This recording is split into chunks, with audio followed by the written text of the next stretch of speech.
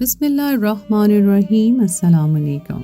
मेरी बीवी रोज़ाना रात में मुझे एक उबला हुआ अंडा खिलाती, जिसे खाते ही मुझे नींद आ जाती।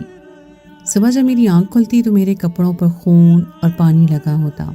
एक दिन मैंने उबला हुआ अंडा खाने के बजाय फेंक दिया और उस रात जो मैंने देखा, मेरे रोंगटे खड़े हो गए, क्योंकि मेरी बीवी तो मियाँ बीवी को एक दूसरे का लिबास कहा जाता है, लेकिन जब ये लिबास किसी एक की गलती से भी तार तार होने लगे तो दोनों ही बरहना हो जाते हैं।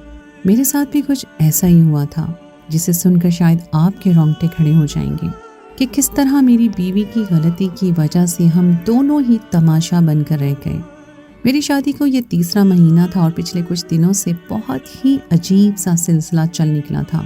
मुझे रात को न जाने क्यों बहुत गहरी नींद आती और सुबह जब मैं उठता तो मेरे कपड़ों पर खून लगा होता और कपड़े ऐसे गीले होते जैसे किसी ने मुझ पर पानी छिड़का हो। शुरू में तो मुझे लगा कि मेरी बीवी शायद जानबूझकर मुझे तंग करने के लिए ये सब कर रही है। वो उम्र में मुझसे काफ़ी छोटी थी और कभी कभी उल्टी सीधी हरकतें कर जाया करती थी, इसलिए मैंने उसे कोई सवाल करने के बजाय ये सब नज़रअंदाज कर दिया। लेकिन जैसे जैसे दिन गुजरने लगे तो मुझे एहसास हुआ कि असल बात वो नहीं जो मैं समझ रहा हूँ, बल्कि असल बात तो कुछ और ही है। मेरी बीवी को छोटी मोटी शरारतें करने की आदत ज़रूर थी, वो अक्सर ही मुझे तंग करती रहती थी, लेकिन अब तो बाकायदा 15 दिन से हर सुबह ही मुझे अपने कपड़े गंदे मिल रहे थे।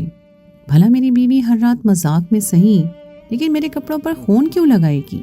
एक दो दफ़ा मैंने उस बारे में सवाल भी किया, लेकिन उसने मुकम्मल तौर पर लाइल्मी का इजहार करते हुए कहा कि मुझे वहम हो गया है।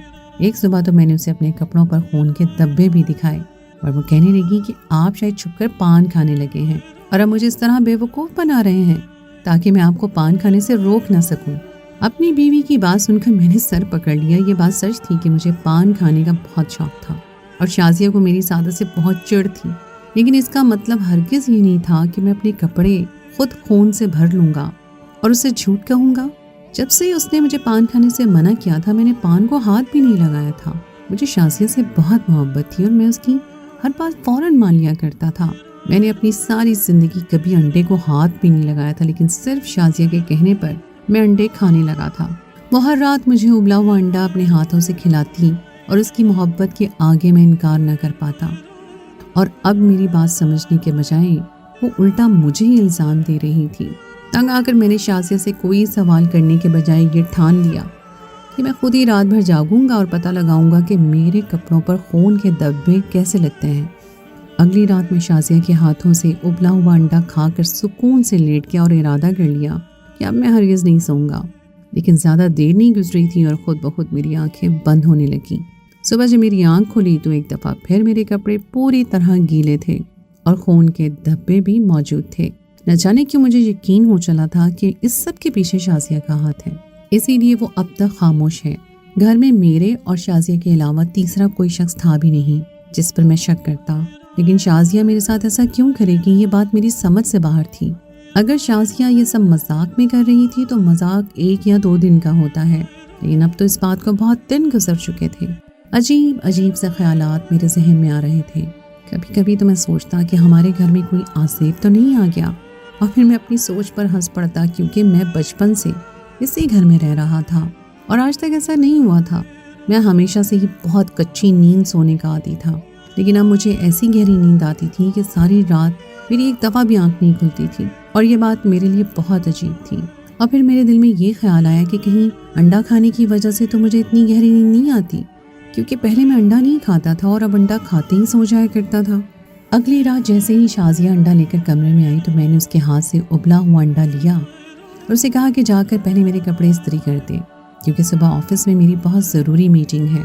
मैंने शाजिया के सामने अंडा खाने का ड्रामा किया और फिर जैसे ही वो कपड़े निकालने के लिए अलमारी की तरफ गई, मैंने फ़ौरन अंडे को बेड के नीचे फेंक दिया। शाजिया इस्त्री स्टैंड के पास खड़ी मेरे कपड़े इस्त्री करने लगी और मैं आंखें बंद करके बिस्तर पर ऐसे लेट गया जैसे सो गया हूँ। आज मैं ये हकीकत पूरी तरह जानना चाहता था कि मेरे साथ क्या, क्यों और किस लिए हो रहा है। मुझे आंखें बंद किए आधा घंटा भी नहीं गुजरा था जब कुछ ऐसा हुआ जिसने मेरे होश उड़ा कर रख दिए। मैं सोच भी नहीं सकता था कि मेरी बीवी आधी रात को मेरे साथ ऐसा भी कुछ कर सकती है। वो मेरे ही घर में मेरे साथ ये क्या कर रही थी? میرا نام سجاد تھا اور میں 26 سال کا ہونے والا تھا، لیکن اب تک میرے لیے کوئی اچھی لڑکی نہیں مل سکی تھی۔ وجہ صرف یہی تھی کہ میرے لیے دلہن ڈھونڈنے کی ذمہ داری میری 4 شادی شدہ بہنوں نے اٹھائی ہوئی تھی، کیونکہ ہمارے والدین حیات نہیں تھے اور چاروں کبھی ایک لڑکی پر متفق نہیں ہوتے تھے۔ کسی ایک کو جو لڑکی پسند آتی وہ باقی 3 کی نظر میں بالکل بھی میرے لائق نہ ہوتی، اور اسی طرح یہ سلسلہ پچھلے 4 سال سے چلتا آ رہا تھا، لیکن اب تک میرا رشتہ نہیں ہو سکا تھا۔ ایک دن شام کے وقت گھر کا دروازہ بجا اور میں دروازہ کھولنے گیا تو کچھ دیر کے لیے پلک جھپکنا بھول گیا۔ میرے آگے ایک بہت ہی حسین لڑکی ہاتھ میں پلیٹ لیے کھڑی تھی اور اس کی بڑی بڑی آنکھیں اور سطبہ ناک اس کے چہرے پر نمایاں تھی۔ وہ بہت ہی میٹھی سی آواز میں کہنے لگی کہ ہم نئے نئے آپ کے پڑوس میں آئے ہیں اور یہ کھانا میری اماں نے بھجوایا ہے۔ اس کے ہاتھ سے پلیٹ پکڑتے پکڑتے میری انگلیاں اس کی انگلیوں سے ٹکرائیں تو میرے دل میں گھنٹیاں سی بجنے لگیں، لیکن مجھے کیا خبر تھی کہ یہیں سے میری زندگی بدلنے والی ہے۔ اس نے مجھے اپنا نام شازیہ بتایا اور یہ کہہ کر پلٹ گئی کہ وہ پلیٹیں بعد میں آ کر لے جائے گی۔ میں نے اس کا نام زیر لب بڑبڑاتے اندر آ گیا۔ گرم گرم بریانی دیکھ کر بھوک کا احساس جاگ اٹھا تھا۔ میں فوراً ہی کھانے بیٹھ گیا۔ بہت ہی لذیذ بریانی بنی ہوئی تھی۔ اگلے دن شام کے وقت دوبارہ دروازے پر وہ آ گئی۔ اب کی بار وہ خالی پلیٹیں واپس لینے آئی تھی۔ میں نے اندر آنے کا اسے کہا بھی نہیں، کیونکہ میں گھر میں اکیلا رہتا تھا۔ اسی لیے میں نے دروازے پر کھڑے اس کا نام پوچھا تو اس نے شرماتے ہوئے بتایا کہ اس کا نام شازیہ ہے۔ وہ 15-16 سال کی ایک چلبلی لڑکی معلوم ہوتی تھی، جس کی شرارتی آنکھوں میں بھی موتیوں جیسی چمک تھی۔ وہ پلیٹیں لے کر کیا گئی، ساتھ میں میرا دل بھی لے گئی۔ میں نے اندر آتے ہی فوراً اپنی بڑی بہن کو بلایا اور جلدی سے گھر آنے کا کہا۔ میری بات سن کر وہ پریشان ہو گئیں اور باقی تینوں کو بھی اپنے ساتھ جمع کر کے لے آئیں۔ وہ چاروں قریب قریب رہتی تھیں اور ہر بات پر ایک جگہ جمع ہو جاتی تھیں۔ چاروں کو ایک ساتھ دروازے پر دیکھ کر میں نے سر پکڑ لیا۔ مجھے یقین تھا کہ اونٹ کسی کروٹ نہیں بیٹھنے والا۔ وہ چاروں پچھلے 4 سالوں میں ایک لڑکی بھی پسند نہیں کر پائی تھی، اب میری پسند پر کیسے راضی ہوتی؟ چاروں پریشانی کے عالم میں پوچھنے لگیں، خیریت تو ہے نا سجاد؟ تو نے اتنی اچانک میں بلا لیا؟ اب میں اپنی بڑی بہنوں کو کیا بتاتا کہ میں نے ان کے لیے بھابھی پسند کر لی ہے، اور وہ بھی بس ایک نظر میں؟ ان کے بار بار اصرار پر بڑی مشکل سے میں نے انہیں شازیہ کے بارے میں بتایا۔ اس کے بعد وہ ایسے ایسے سوال پوچھنے لگی جن کا جواب میرے پاس بالکل بھی نہیں تھا۔ میری بڑی بہن کہنے لگی، شادی کے لیے حسب نسب اور خاندان دیکھنا بہت ضروری ہوتا ہے۔ ایسے کیسے تو نے ایک ہی نظر میں لڑکی پسند کر لی اور شادی کی بات کر رہا ہے؟ میں نے آپا سے کہا کہ پہلے وہ مجھے نظر میں پسند آ گئی ہے اور میں اسی سے شادی کرنا چاہتا ہوں۔ میں جانتا تھا اگر یہ فیصلہ میں نے ان چاروں پر چھوڑا تو میری شادی کبھی نہیں ہو سکے گی۔ آپا کہنے لگی کہ پہلے میں ملنے کے بہانے ان کے گھر جاؤں گی اور پھر ہی رشتے کے حوالے سے کوئی فیصلہ کروں گی۔ آپا کی بات سن کر میں راضی ہو گیا۔ آپا فوراً ہی ان کے گھر چلی گئیں اور جب واپس لوٹ کر آئیں تو ان کا چہرہ اترا ہوا تھا۔ کہنے لگی کہ لڑکی تو بہت ہی اچھی ہے لیکن عمر میں چھوٹی ہے اور وہ لوگ ہماری برابری کے نہیں ہیں۔ رشتے اگر اپنی برابری میں کیے جائیں تو نبھانا آسان ہوتے ہیں۔ لڑکی اور اس کے گھر والے پڑھے لکھے بھی نہیں ہیں۔ میں نے ناراضگی کا اظہار کرتے ہوئے آپا سے کہا کہ یہ سب پرانے زمانے کی باتیں ہیں، ایسا کچھ نہیں ہوتا۔ ویسے بھی مجھے لڑکی رخصت کروا کر لانی ہے، خود ان کے گھر جا کر نہیں رہنا۔ میرا رویہ دیکھ کر میری چاروں بہنیں سمجھ گئیں اب ان کی کوئی بھی بات مجھ پر اثر کرنے والی نہیں ہے، اسی لیے آپا نے خود ہی رشتہ ڈال دیا۔ اور حیرت کی بات یہ تھی کہ بنا ہمارے بارے میں جانے ہی ان لوگوں نے فوراً ہاں کر دی تھی۔ میں 4 بہنوں کا اکلوتا بھائی تھا۔ میری بہنوں نے میری شادی میں کوئی کسر نہیں چھوڑی تھی اور اپنی آنے والی بھابھی کے لیے خوب تیاریاں کی تھی۔ میں دن رات شازیہ کے لیے اپنی آنے والی زندگی کے خواب دیکھنے لگا تھا، اور پھر 1 مہینے بعد ہی ہماری شادی کا دن آ گیا۔ 16 سال کی بھولی بھالی شرارتی سی شازیہ دلہن بنی میرے کمرے میں بیٹھی تھی، جسے دیکھ دیکھ کر من نہال ہو رہا تھا۔ کچھ رسمی سے جملوں کے بعد میں نے شازیہ سے اپنی بے پناہ محبت کا اظہار کر دیا تھا، جسے سن کر وہ پوری طرح کھل اٹھی تھی۔ وہ سچ میں بہت ہی چلبلی اور شرارتی سی تھی۔ ہر وقت مجھے تنگ کرنے کے لیے کوئی نہ کوئی شرارت کرتی، کبھی کبھی تو ایسی بچوں والی حرکتیں کرتی کہ میں حیران رہ جاتا۔ ایسا لگتا ہی نہیں تھا کہ وہ 16 سال کی جوان لڑکی ہے۔ شادی کے بعد وہ 2 مہینے چٹکی بجاتے ہی گزر گئے۔ میں اور شازیہ ایک ساتھ بہت ہی اچھی اور مکمل زندگی گزار رہے تھے۔ میری بہنیں اب پہلے کی طرح میرے گھر نہیں آیا کرتی تھیں، بلکہ ان 2 مہینوں میں ان چاروں نے بمشکل 3 چکر لگائے۔ شازیہ کم عمر تھی لیکن گھرداری میں بالکل طاق تھی۔ اس نے پورا گھر ایسے سنبھال لیا۔ کبھی کبھی مجھے اپنی پسند پر فخر محسوس ہوتا۔ میں نے شازیہ کی پسند ناپسند دل سے قبول کیا، لیکن شازیہ میری ہر ناپسند کو پسند بنانے پر تلی ہوئی تھی۔ مجھے ہمیشہ سے انڈا بالکل پسند نہیں تھا، لیکن شازیہ زبردستی ابلا ہوا انڈا پکڑ کر مجھے کھلانے بیٹھ جاتی۔ اس کی خاطر میں نے پان کھانا تک چھوڑ دیا تھا۔ اس کی خوشی اور محبت کی خاطر میں بڑی مشکل سے ہی صحیح لیکن انڈا کھانے لگا تھا۔ لیکن مجھے یہ بات ہرگز بھی معلوم نہیں تھی کہ شازیہ کا مجھے ابلا ہوا انڈا کھلانے کے پیچھے کوئی مقصد پوشیدہ ہے، اور یہ راز مجھ پر اس وقت کھلا جب میں نے وہ انڈا کھانے کے بجائے بستر کے نیچے پھینک دیا، اور اس کے بعد جو شازیہ نے آدھی رات کو میرے ساتھ کیا، میرے قدموں تلے سے زمین نکل گئی۔ میں ہرگز بھی شازیہ کو یہ نہیں بتانا چاہتا تھا کہ میں نے ابلا ہوا انڈا نہیں کھایا اور میں جاگ رہا ہوں، اس لیے میں آنکھیں بند کر کے سونے کا ناٹک کرتا رہا۔ میرے سونے کے بعد شازیہ کمرے میں ایک آدمی کے ساتھ داخل ہوئی، اور پھر باقی کی رات شازیہ کمرے میں اکیلی نہیں تھی، بلکہ اس کے ساتھ وہ آدمی بھی تھا جسے میں نے آج سے پہلے کبھی نہیں دیکھا تھا۔ یہ رات مجھ پر کس قیامت کی طرح تھی۔ وہ کون تھا اور میرے کمرے میں میری بیوی کے ساتھ کیا کر رہا تھا، یہ سوچ کر میرے دماغ کی نس پھٹنے لگی۔ میں اس سچ کا خلاصہ چاہتا تھا، لیکن اتنی جلدی نہیں، بلکہ میں یہ جاننا چاہتا تھا کہ یہ شخص کون ہے اور یہ سب کیا ہے۔ میں ساری رات اپنی جگہ پر پڑا رہا، اور صبح جب اٹھا تو شازیہ مجھ سے پہلے اٹھ چکی تھی۔ وہ ہمیشہ کی طرح بالکل نارمل تھی، اور ایسا لگ ہی نہیں رہا تھا جیسے رات میں اس نے میرے ساتھ اتنا کچھ کیا ہے۔ میں جسے 16 سال کی سیدھی سادی سی شرارتی لڑکی سمجھ رہا تھا، وہ پوری ایک عورت نکلی تھی۔ شازیہ سے بنا کچھ کہے میں نے ناشتہ کیا اور میں دفتر کے لیے نکل پڑا، لیکن میری منزل آج دفتر نہیں تھا۔ میرا کام کرنے کا بالکل ارادہ نہیں تھا۔ میں پوری طرح شاک تھا۔ رات کا ایک ایک منظر میری آنکھوں کے آگے گھوم رہا تھا۔ میری بیوی کس طرح مجھے دھوکہ دے رہی تھی، اور میں اس قدر بے وقوف تھا کہ پچھلے 3 مہینوں میں اسے جان ہی نہیں پایا تھا۔ اپنی بہن کے جملے میرے کانوں میں گونج رہے تھے کہ شادی اپنی برابری اور حسب نسب دیکھ کر کرنی چاہیے۔ میں نے شازیہ سے شادی کر کے شاید زندگی کی سب سے بڑی غلطی کر دی۔ آج مجھے احساس ہو رہا تھا کہ جلد بازی کے فیصلے کس قدر نقصان پہنچاتے ہیں۔ پہلی نظر کی محبت کو میں نے اپنی زندگی بنا کر خود کو ہمیشہ کے لیے سزا دی تھی، اور اب مجھے اس بات کا پوری طرح پچھتاوا تھا۔ کافی دیر تک سڑکوں پر آوارہ گردی کرنے کے بعد میں اپنی بہن کے گھر پہنچ گیا۔ میری بڑی آپا مجھے دیکھ کر بہت خوشی ہوئی، کہنے لگی، سجاد تیری بہت یاد آ رہی تھی، اچھا ہوا تو چلا آیا۔ آپ لوگوں نے گھر آنا کیوں چھوڑ دیا آپا؟ آپ کا اپنا گھر ہے، جب دل چاہے آ جائے کریں۔ میں آپا کے ساتھ لگ کر بیٹھ گیا۔ میرا دل بہت اداس تھا، اور شاید آپا نے بھی اس بات کو محسوس کر لیا تھا۔ آپا پیار سے کہنے لگیں کہ ہم تمہیں اور تمہاری بیوی کو کچھ وقت دینا چاہتے ہیں، تاکہ تم دونوں ایک دوسرے کو اچھی طرح جان لو۔ تم نے جلد بازی میں شادی کر لی، اس لیے ہم نہیں چاہتے کہ ہماری وجہ سے تم دونوں کا وقت نہ مل سکے۔ آپ ٹھیک کہہ رہی ہیں آپا، میں نے بنا سوچے سمجھے شادی کا فیصلہ کر لیا۔ اب مجھے سمجھ آیا ہے کہ یہ فیصلہ جلد بازی کے نہیں ہوتے۔ میری بات سن کر مجھ سے وہ پوچھنے لگی، خیریت تو ہے نا سجاد؟ تم بہت پریشان سے لگ رہے ہو۔ میں جو کافی دیر سے اپنے جذبات پر ضبط کر رہا تھا، آپا کے سوال پر میری آنکھوں سے آنسو بہنے لگے۔ آپ ایک دم پریشان ہوگی، مجھے گلے سے لگایا۔ نہ چاہتے ہوئے بھی میں نے رات کا ایک ایک پل آپا کے گوش گزار دیا۔